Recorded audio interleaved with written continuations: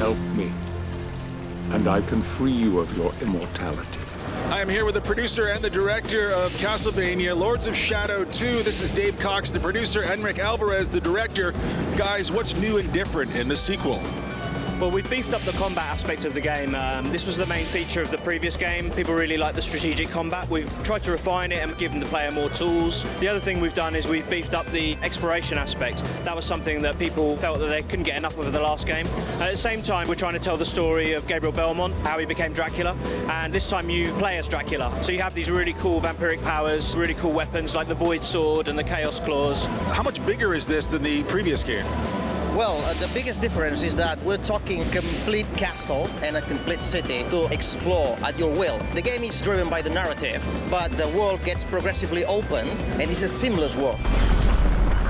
Let's talk about some of the enemies we're going to be fighting in this game. Are these guys as fierce as they were in the last game? Absolutely. I think what people really liked about the first game was around every corner was a big boss character, and that's certainly the case in this game as well. So we've got lots of unique enemies, and this time they're much more intelligent, and many of them come with shields and defenses and armor. One of my favorite things about every Castlevania game is the mood. Tell me about the mood in Lords of Shadow 2.